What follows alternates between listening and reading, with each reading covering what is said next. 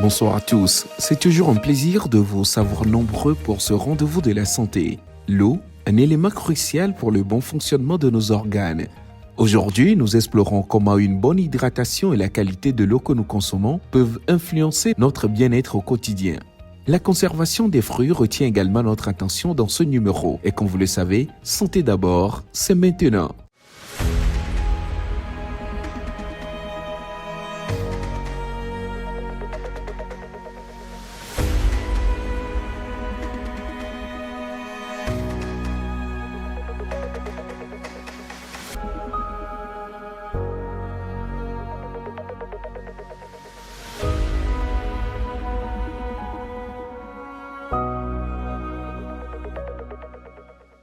Mettre les fruits et légumes au froid est généralement une bonne pratique pour ralentir leur maturation, leur déshydratation et le développement de certaines maladies. Cependant, certains fruits et légumes perdent leur saveur, leurs nutriments et même leur consistance au réfrigérateur.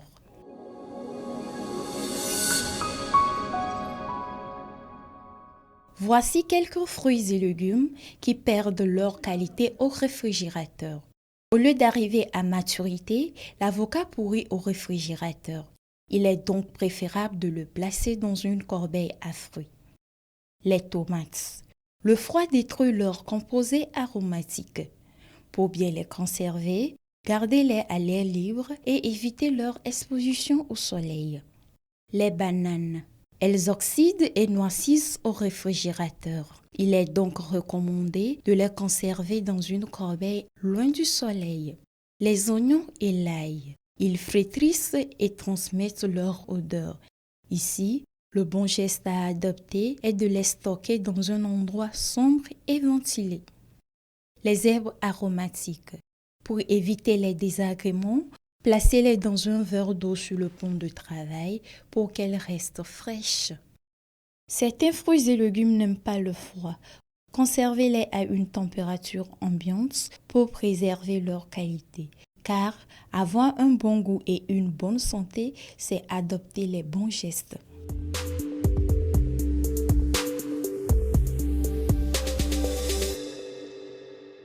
Ce soir, nous parlons d'un élément simple, mais vital pour notre santé. L'eau. Les spécialistes nous recommandent la consommation régulière de l'eau. Mais comment choisir son eau de boisson? À quelle fréquence faut-il boire? Et que faire pour éviter les contaminations qui peuvent conduire aux maladies?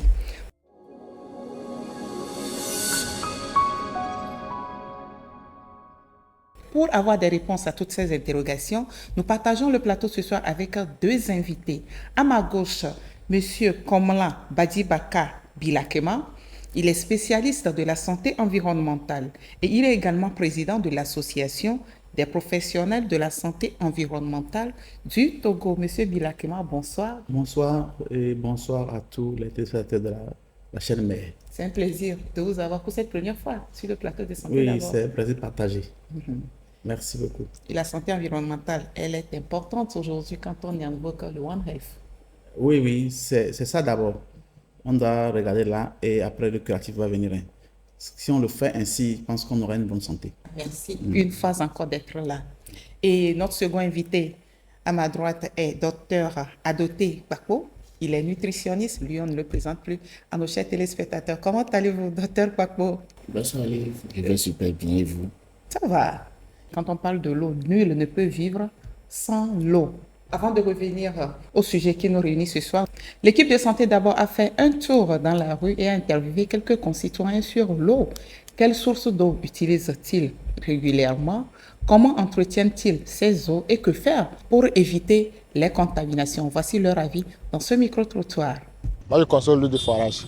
Pour connaître que l'eau est potable, il faut que l'eau soit claire. Il ne faut pas que ça soit salé, une eau limpide. Bon, souvent, moi, l'eau de forage, souvent, je file ça avant de l'utiliser. Je file ça avec un tissu blanc, c'est blanc comme ça pour filtrer. On utilise ça pour filtrer l'eau et autres là. Nous devons toujours filtrer l'eau avant de la boire. Et puis, il faut toujours se laver les mains souvent avant de prendre l'eau pour faire quelque chose. Forage to ba a me ko le nu forage ya a e hian no cha forage nzana. No cuidado la po gome porine. La po gari me gome propre dia ko do gome so. E wan mi la niveau e ke gome porine a. O do la po gbo mi mateni o. E la ba e dole le bana mi. E si ano kui so ba kore roba go alo tonu mi a. O do la jin tu viri a choeji. No jin tu vi choeji a. Kopure le no ba ola hu kwa so kuya so kore kopu bu me. Mi be kopu ko ja so kuya aso nu atro so do me. Ya mi yo. Forage be sie mizana. E go eno na mi asimi so kona de me. O so kore mi a. Ola tro posia. Otro kpea esi akwa olanya esi amko olanya gari mi si ala blue gari mi a esi a elako donc e nwa pe mi so kpona be esi amunyo village a mi dona enu here na nanyi enyi na vovu tongbe ba munyi no ba mi so plana go antipo a e boy mi kwekwa e di aji na no anti esi a blue a mi atende kengwela ni ni mono de esi be dollar into forage mi jene mule ni anto mi agbara ho na mpo emele kebele ane pudi chama nye na mgba ko chama nye odo li fi ami kuna oblona forage me won odo blona no kuya o matenze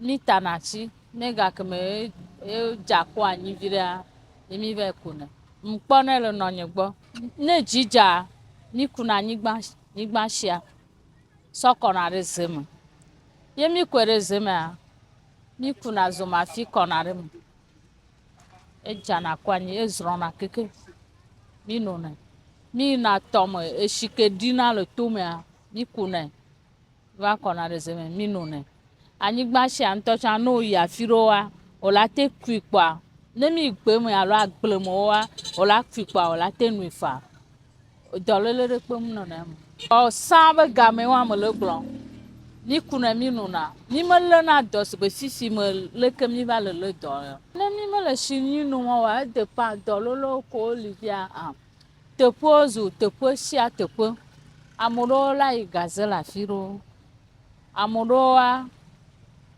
sa o dinama la firo ani akopu akpomo chafa mo chapata no lezea ala bani dololo ne mi kuiva korozema ejebe nunu afike mi aderua echa etepole mi aderi akpogbo ndeke ngba edibo ndeke ngba do egbo forage besi le nyento gbanya ho ko me ko mzana ko ja de ne me de ko mi ko be bon c'est à terre le kere et si le funwa ola be si le ola kuinami ola so tu tirera pour le temps que me le dit mi tene nunuko gado me ala mo be OK mi va sona nu ya eau de javel a so chlore pour le temps que me le digbe bon e po nyan wono souvent chaque fin du mois nyan pour le temps que bon le copo me que mi wono ke ngwe va le présentement le copo me chami sans ejijana saran le anigma ina tanki ome mia noa okine koro gagbame des fois ala mo le village am cham mo jenchile ko mi ode na zomafi ça quand do me zomafi là oh là c'est là comment dire là didi là jakoni mi sono mi pana mi kuno siale ejigbe anu bon mi nyambe bo nana mi dolelelo alo bo yenyine nyeto de commune mini ko na yo nusi esi amunyowa zereka dans 2 minutes ya ola sentir domé non ni zereka apo be domé e bluna e ne domé bluna sans quoi peut-être do tien va nana jare nana olatin to domé sera.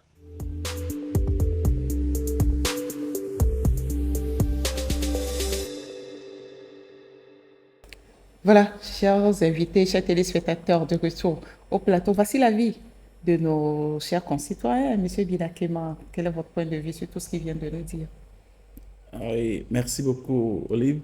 Tout ce que les gens ont dit, c'est de vérité.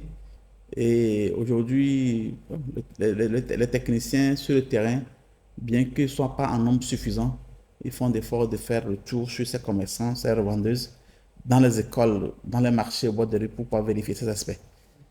surtout l'aspect lié à la sécurité sanitaire de l'eau. Et docteur Adoté, vous les spécialistes, vous nous dites souvent que l'eau est essentielle pour le bon fonctionnement de l'organisme. Alors dites-nous, quel est concrètement le rôle de l'eau? D'abord, l'eau est un élément indispensable à la survie de l'homme parce qu'elle compose 60% de notre corps. Et d'abord, l'eau c'est de transport, c'est un transporteur d'énergie et d'éléments nutritifs à notre corps. Après, c'est un élément d'élimination de par les reins pour les éléments inutiles et de ce qui n'est pas bon pour le corps. Les déchets, les faire sortir par les reins. C'est aussi un refroidisseur qui permet à donner la fraîcheur à notre corps quand nous la prenons, à nous donner la sueur sur le corps quand nous buvons l'eau. Nous avons la sueur qui fait que notre température change. De la même façon, ça sert de graissage en quelque sorte à l'articulation et à notre digestion, histoire que nous ayons une digestion paisible. Et M. Bilakema, il faut boire de l'eau, oui, mais il faut boire une eau potable. Et quand on évoque l'eau potable, à quoi fait-on concrètement référence? Merci Olive.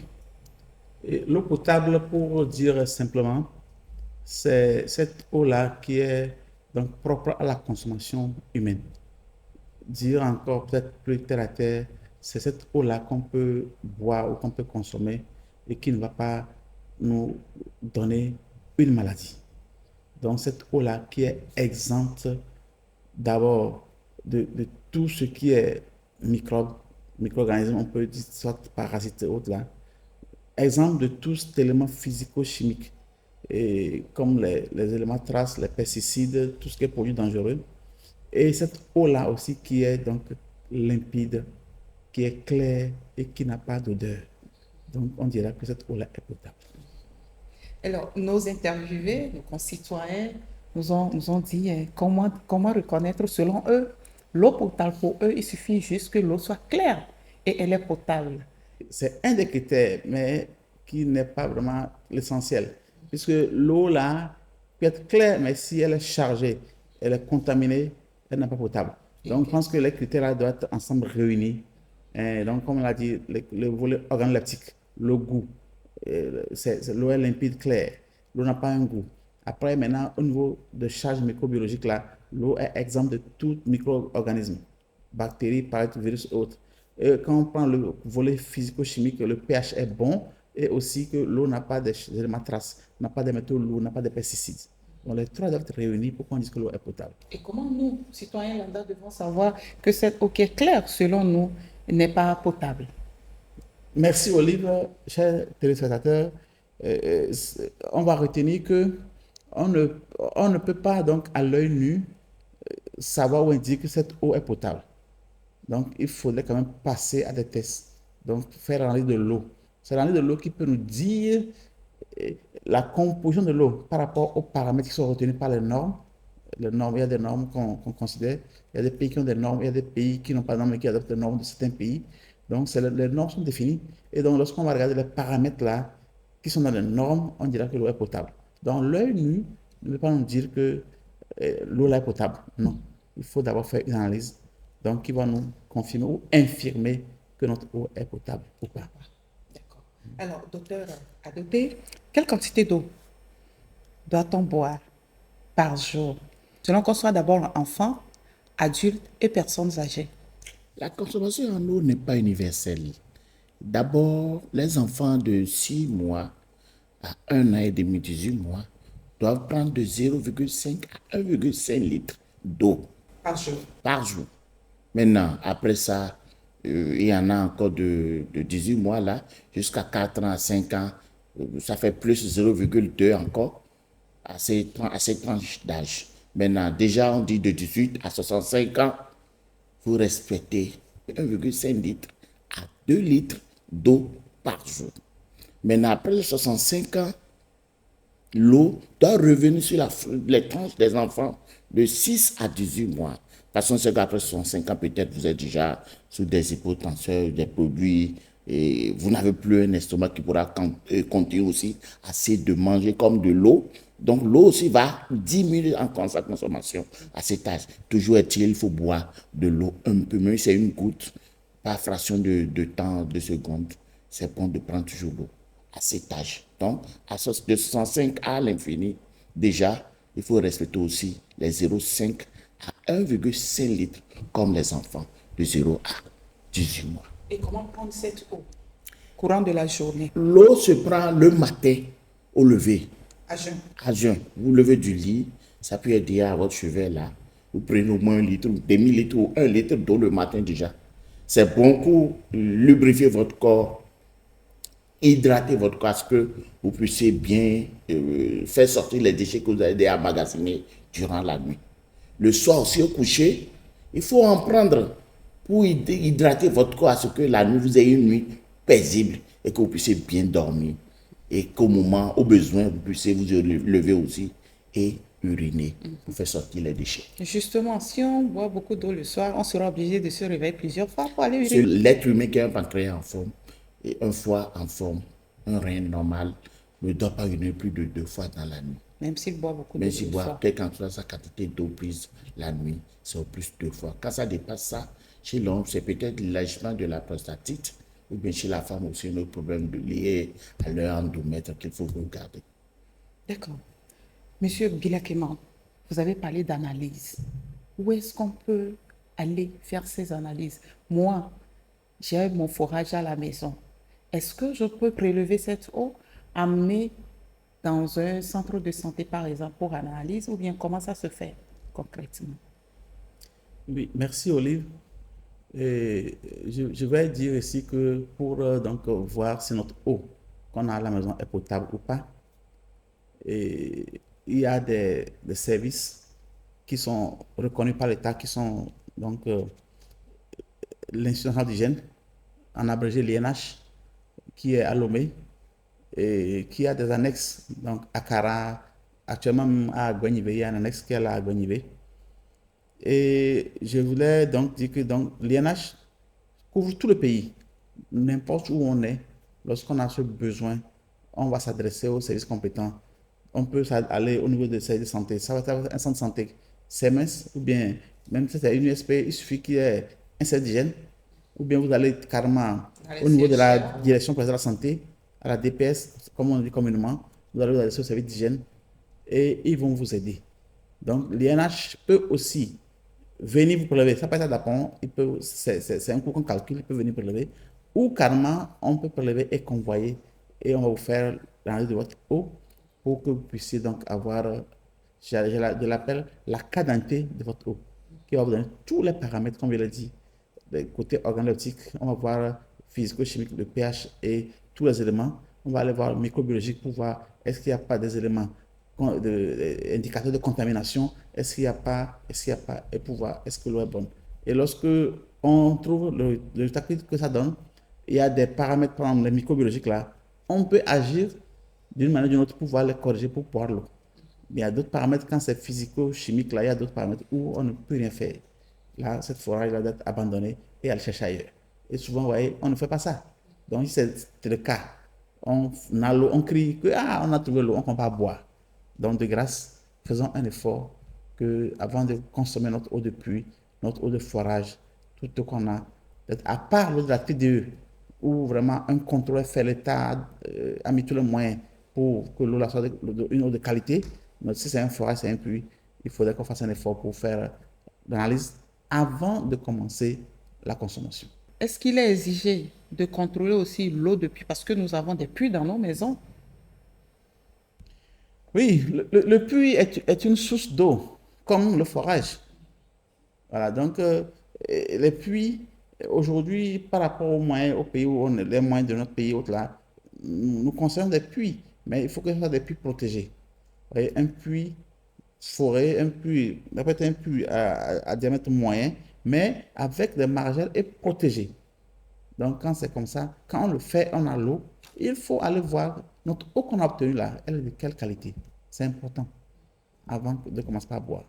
D'accord. Docteur Adoté, est-ce qu'il faut boire même quand on n'a pas soif? Tout à fait, madame, il faut boire l'eau, même quand on n'en a pas envie, parce que quand vous avez déjà l'envie, vous avez déjà soif, c'est parce que vous êtes axé, déjà déshydraté. Votre déshydratation est déjà élevée.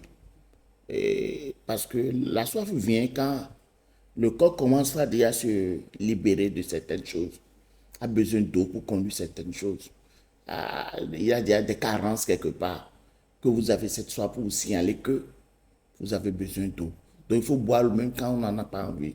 Pas moment d'égorger, c'est déjà bon pour le corps. La consommation excessive de l'eau peut être nuisible à notre santé? Oui, quand la consommation d'eau est excessive, elle est nuisible à notre santé parce que ça va faire partie le sodium de votre corps, le sodium dont vous avez besoin pour votre pression artérielle, pour vos nerfs, vos vaisseaux et autres, qui est aussi un élément indispensable pour votre corps. Et c'est pas bon de prendre excessivement l'eau, c'est-à-dire jusqu'à 5 litres d'eau par jour. Pour dire que faire un cul d'eau, c'est déjà grave, c'est pas bon. Votre cerveau ne va plus répondre comme cela se doit. L'eau peut se contaminer, M. Bida-Clément. Et quelles sont les sources de contamination? Saint-Exupéry l'a dit, que l'eau, non seulement est indispensable, mais l'eau est la vie. Mais cette vie-là, si nous-mêmes, on ne prend pas bien soin de notre eau, elle peut nous devenir la mort. Donc, c'est là. Donc, l'eau peut vraiment être souillée. Et très souvent, ces souillures-là sont d'origine anthropique. Et ça vient de nous-mêmes, nos activités, nos actions. L'homme lui-même, il est au centre de cette pollution de l'eau. Et cette pollution peut être microbiologique, donc liée donc, aux bactéries, liées aux virus. Lorsqu'ils sont dans l'eau et qu'on prend l'eau, on peut avoir des maladies. Elle peut être également physico-chimique. Physico-chimique, là, peut-être qu'il y a une contamination par les métaux lourds, ou par des éléments traces, ou par des éléments radioactifs. Ou bien elle peut même être industrielle. On a peut-être un point d'eau ou un forage qui est dans une zone industrielle, mais proche d'une industrie. Elle peut être contaminée par des déchets industriels. Elle peut également être contaminée par des déchets organiques. Les déchets organiques, c'est l'exemple des dépotoirs sauvages et que nous créons de façon, je ne sais pas, anarchique partout. Lorsqu'ils vont se décomposer, l'eau qui va chuinter là, qu'on appelle le lexivia, il chuinte et en même temps avec les micro-organismes qui sont dedans, et il va avec eux, en s'infiltrant.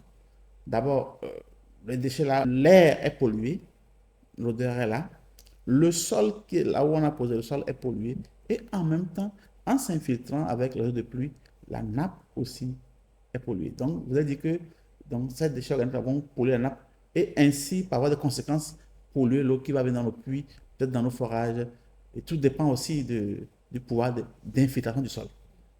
Donc, ça dépend du pouvoir. Et donc, dit que l'eau peut être contaminée, sérieusement, si on ne se comporte pas vraiment de façon hygiénique, si on ne prend pas de dispositions en amont, on peut donc contribuer à ce que l'eau qui est vraiment potable au départ à la source soit contaminée avant la consommation. Une fois encore, il nous est fait obligation, même si c'est nous qui avons fait notre forage, de prélever cette eau, une petite quantité, amener ne serait-ce que dans un centre de santé, et les services compétents sont là pour nous aider à analyser cette eau et éviter ainsi des problèmes de santé. Et avec l'appui du gouvernement et des partenaires, au niveau du ministère de la Santé, la direction qui est en charge de l'hygiène et l'assainissement de base a eu à former, et dernièrement encore, des techniciens aux techniques d'analyse de l'eau. Et je voulais juste dire que dans les centres de santé, les techniciens peuvent faire ces analyses de présomption. Peut-être un pH pour voir est-ce que le pH est bon. On peut regarder le côté turbidité, l'eau là, est-ce qu'elle est trouble. On peut faire quelques petites analyses pour voir est-ce que l'eau là n'a pas été sujet d'une contamination. Pour voir s'il y a des germes, qu'on appelle des germes indicateurs de contamination. Lorsqu'on les trouve, on se dit attention, l'eau là a été en contact avec des germes. Donc, il peut faire cette analyse, mais on dit ça que c'est des analyses de présomption. Vous voyez que c'est un truc préliminaire. Mais pour faire la carte d'identité même de l'eau, ce serait bien qu'on aille vers les centres qu'on a déjà cités, comme l'INH, comme l'Université de Lomé, pour faire donc une analyse de l'eau, notre eau, et s'assurer avant de la consommer. Donc, l'eau doit être à la bourse de tous les concitoyens, n'est-ce pas? Oui, le prix à la bourse. Je pense que si quelqu'un a dans le besoin, vous appelez l'INH et ils vont vous communiquer.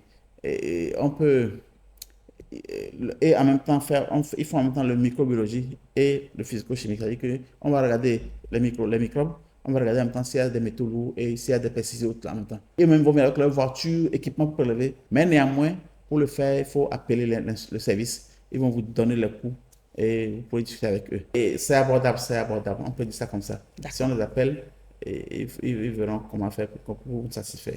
D'accord. Voilà qui nous rassure. Docteur Adoté, l'eau contaminée, comme vient de l'évoquer M. Bilakema, peut être source de plusieurs maladies. Est-ce que vous pouvez nous citer quelques-unes? Oui, il y a la diarrhée, déjà là, les maux de tête, il y a la dysenterie et les vers intestinaux là, qui sont aussi là. Et ça peut être source de beaucoup de problèmes. Ça peut être aussi cancéreux même à notre corps. Donc il faut l'éviter au maximum. Monsieur Bilakema, complément? Comme il a dit, l'eau qui est la vie, si on n'en trouve pas de soins, ça peut nous donner la mort. Et c'est beaucoup de maladies. Je prends l'exemple du choléra, qui nous a secoué l'année passée. L'année passée, jusqu'à janvier, même voire février, on était en train de courir dans Guagnébé et dans Golfe et dans d'autres préfectures. Le choléra. On pense peut-être être loin de l'eau, mais c'est lié à l'eau. Il y a des maladies liées à l'eau, il y a des maladies que l'eau même peut causer. Quand je prends le simple paludisme, vous voyez, c'est une maladie qui est liée à l'eau. Lorsqu'on a de l'eau qu'on ne conserve pas bien, ou peut-être après la consommation, qu'on jette de façon anarchique, et ça reste dans des récipients partout. Lorsque l'eau qu'on jette dans les caniveaux, on bouche avec les ordures, ça peut couler, ça prend des gîtes larvaires et les moustiques se multiplient. Les moustiques vont revenir nous piquer et on aura le palu. Ouais. Quand on regarde bien, c'est lié à l'eau. C'est une maladie liée à l'eau. Donc, il y a beaucoup de maladies. Donc, oui, l'hépatite B, effectivement, la poliomyélite qui fait que l'enfant va être au sol, paralysé. Ça peut être les 4 membres, les 2 membres supérieurs ou inférieurs. Mais le virus, il sort où? Lorsque l'enfant sort le virus dans les excréta, donc soit dans les selles ou dans les urines. Vous voyez, les gens se permettent de déféquer n'importe où. Les gens n'ont pas de latrine. Ça contribue à contaminer les eaux, à contaminer nos sources de puisage, nos récipients de trucs. Donc, un enfant qui a le virus de polio, donc qui peut-être va déféquer quelque part, la maman pour jeter quelque part, et l'eau peut traîner ça, et ça peut donc causer quoi? Les autres enfants aussi vont prendre ça, et demain, si rien n'est fait, ces enfants vont peut-être être aussi paralysés. Et pour dire que dans ce sens-là, nous irons bientôt vers une autre campagne contre la polio parce qu'il y a eu des cas. Et quand c'est polio, ça fait peur. Parce que l'enfant, c'est irréversible quand ça arrive. Et vous voyez, donc, le virus, on peut l'avoir à travers de l'eau. Si c'est contaminé, donc on peut avoir ça dans l'eau. Donc, ça vous dit que l'eau est un véhicule de maladie. Mais si nous-mêmes, on ne sait pas, si on s'y prend, juste bonne hygiène, bonne conservation, on va éviter beaucoup. Mais si on néglige, cette eau-là va nous amener très loin. Docteur Adoté, lorsque le sujet n'est pas bien hydraté, cela amène inévitablement à la déshydratation. La déshydratation qui n'est pas minime. Quels sont les signes qui peuvent indiquer la déshydratation chez une personne? D'abord, une personne déshydratée a des salives qui à la bouche et à la lèvre sèche. Et vous voyez que son corps même est rideux. Quand vous pincez un peu son corps, vous avez du mal à reprendre la forme. Quand une personne est déshydratée, vous allez voir qu'il a souvent des maux de tête. La fièvre, vous allez voir la couleur des yeux qui vont changer. Il aura les vertiges et il n'aura pas l'équilibre. Il est tendu. À moins de choses, il est tendu, il est énervé, il est essoufflé. Et son rythme cardiaque même change. Voilà quelques signes précurseurs de la déshydratation. Monsieur Bilakema, nous avons parlé longuement de la qualité de l'eau et certains interviewés nous ont dit les techniques de filtrage qu'ils utilisent ou qu'ils emploient dans leur ménage. D'aucuns nous ont parlé de la cendre, d'autres nous ont parlé des tissus qu'ils utilisent pour filtrer. Et ce soir, vous allez nous aider à comprendre ou à connaître les vrais outils de filtrage. Que faut-il faire pour filtrer nous-mêmes l'eau à la maison et être à l'abri de tout ce qu'on peut avoir comme problème de santé? Et la filtration, c'est donc un des procédés de traitement de l'eau. Il y en a plusieurs. La plus simple d'ailleurs, c'était l'ébullition. Donc, en passant par la filtration, comme vous l'avez dit, et il y a également le traitement de l'eau par le soleil, qu'on a appelé SODIS. On met de l'eau dans des transparents qu'on met au soleil. L'action du soleil par les rayons UV vont pénétrer pour pouvoir traiter et désinfecter, tuer tout ce qui est microbe. Et après, on va prendre l'eau là. Ça aussi, ça se fait. Et il y a d'autres méthodes où on utilise le chlore pour traiter l'eau. Et il y a d'autres méthodes encore plus poussées. Maintenant, quand on revient à la filtration, comme on l'avait dit, il y a de façon traditionnelle, comme l'on dit au niveau des micro-trottoirs, on peut utiliser la cendre, le sable et faire une filtration. Comment ça se fait? Je pense que, pendant si on prend le sable, des fois quand on va puiser dans les rivières, on a le sable au fond qu'on peut enlever. Souvent ce sable-là, dans la rivière même, on peut déjà laver un peu le sable là. Et on le lave un peu, on le sort et puis on met dans ça peut être un bocal qu'on va peut-être, un bocal où on va trouver un peu en bas. Le sable est bien assis et l'eau qu'on va recueillir après, on ne fait que verser l'eau là et on recueille l'eau en bas.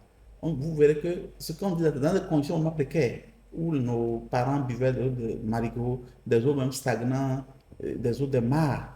Donc quand on le met donc sur le sable, on recueille en bas une eau qui sort et qui est et des fois avec quelque chose, mais quand ça se décante, on sent que c'est meilleur que ce qu'on appelle la source. Ça c'est traditionnel. Maintenant, lorsque ce qu'on dit que ça se fait également à un niveau élevé, lorsque vous allez une fois visiter la T2, voir comment l'eau est traitée. Vous allez voir plusieurs compartiments. Même des fois, on ne fait que mettre, l'eau passe, on ne fait qu'aérer l'eau. Aération, l'eau passe sur, comme des rubans, on appelle les chicanes, pour que l'air puisse entrer, le soleil puisse taper. On parle de l'aération.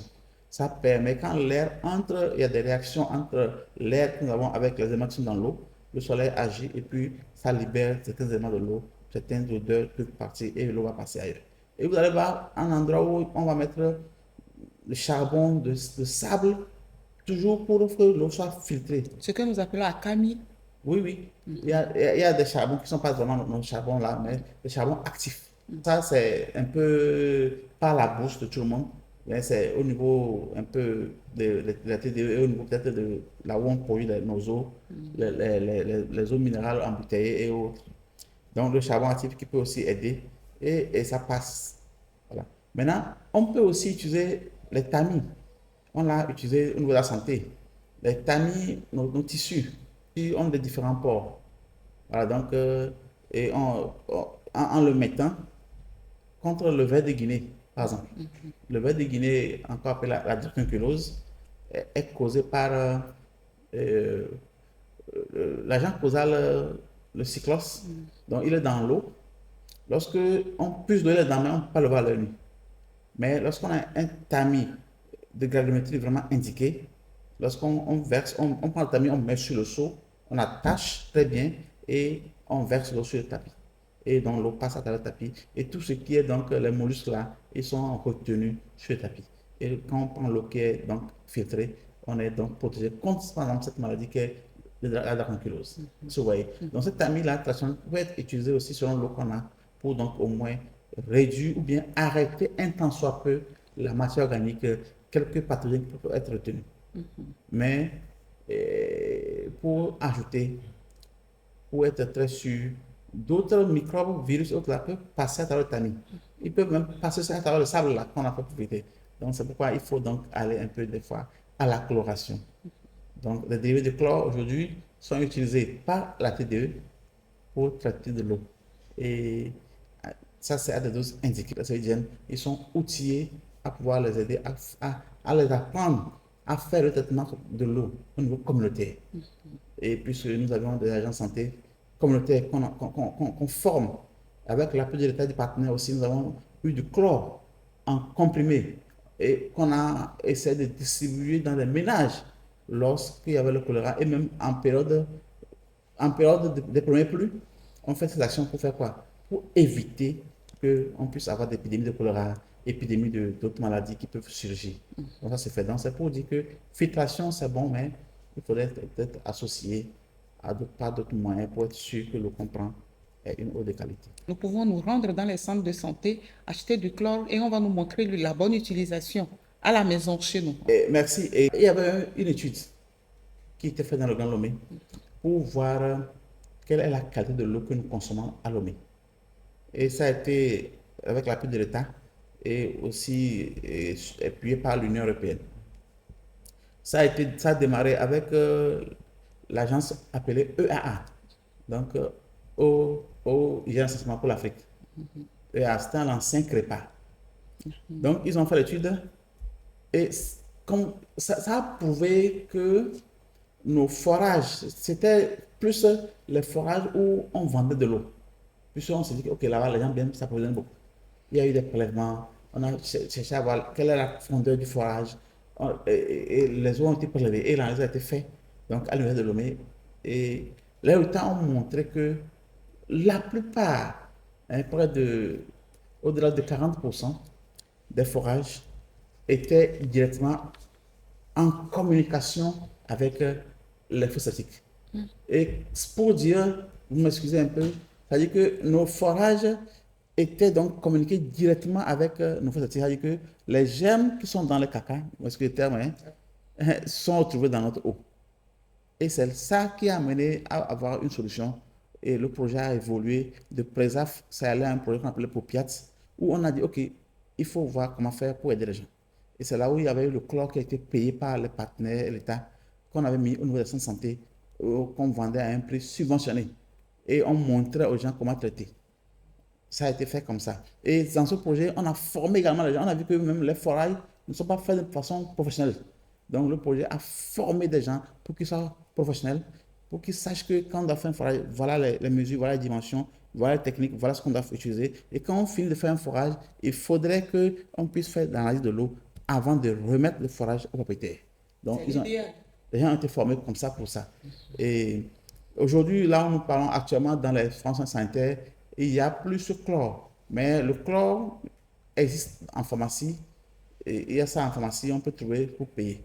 Mais le chlore dont je parlais tout à l'heure, ça, c'est des chlores qui ont été donnés gratuitement par les partenaires de l'État. Et ça, ce n'est pas vendu. Lorsque quelqu'un vient et que le centre en dispose, on va lui en donner. Ce n'est pas à vendre. Vous allez voir dans une maison d'un ancien cholérique ou dans une maison où il y a des gens qui ont fait du choléra, il n'y a pas de latrine. Comment ils font ça? Donc, alors que le germe est déjà là. Donc, quand on va, on sensibilise, on leur traite leur eau pour qu'ils puissent boire. Parce que l'eau est déjà contaminée. Donc, voilà un peu et comment on peut aider à ce qu'on puisse avoir une eau traitée et de qualité. En tout cas, nous allons prier que ces projets reviennent pour le bien de la population, puisque nous en avons toujours besoin. Docteur Adoté, avez-vous des recommandations spécifiques en période de forte chaleur ou après des exercices physiques, par exemple? Oui, en période de forte chaleur, il faut éviter de s'éloigner de l'eau. Il faut prendre assez d'eau d'abord. Et dormir pas trop couvert. Les gens en forte chaleur, c'est eux qui portent pullover, ils portent des chaussettes pour aller au lit avec. Ce n'est pas bon. Il faut boire constamment, au milieu de la nuit même, quand vous vous réveillez en forte chaleur et que vous allez uriner une fois là, prenez encore une eau en remplacement à ce que vous avez déjà libéré pour que vous soyez toujours en hydratation permanente. Et après une activité sportive? Après, oui, au cours de l'activité sportive même, il faut prendre de l'eau par moment pour donner de l'énergie à votre cœur pour pouvoir continuer. Je ne dis pas que quand vous faites une activité, vous courez, il faut prendre de l'eau, non. Mais quand vous finissez une distance et que vous êtes à la pause, prenez toujours l'eau pour pouvoir remplacer ce que vous avez à libérer de par la sueur. Monsieur Binakima, nous sommes arrivés presque à la fin de notre entretien, mais dites-nous, comment entretenir l'eau dans nos ménages? Merci beaucoup, Olive, et bonsoir encore à nos téléspectateurs. Et avant d'aller à la question, peut-être que je vais un peu choquer les gens, pour dire que avant de faire un forage dans notre maison, où nous avons peut-être payé le terrain qui nous appartient, et nous devons savoir que nous devons avoir l'autorisation. Puisque l'eau que nous allons prélever du sous-sol, c'est une ressource. Et cette ressource appartient à tous les Togolais, appartient à l'État. Et nous devons donc avoir l'autorisation avant de prélever cette eau. Et pour dire ici que, telle que l'eau est une ressource, donc elle doit être contrôlée, elle doit être gérée. Parce que c'est une ressource qui peut s'épuiser. Elle doit être suivie, gérée, comme je le dis, pour éviter demain un stress hydrique. Et c'est un point important, essentiel.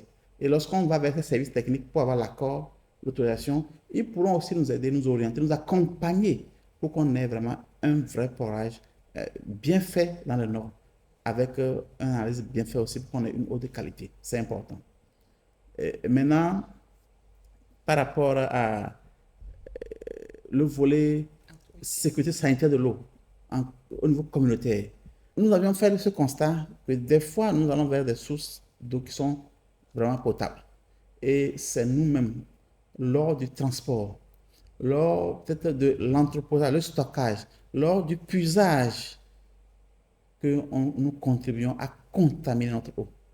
Et donc, nous allons ici lancer l'appel à tout le monde que l'eau, lorsque nous y allons pour prendre de l'eau, le transport doit se faire dans des bassines vraiment protégées, fermées.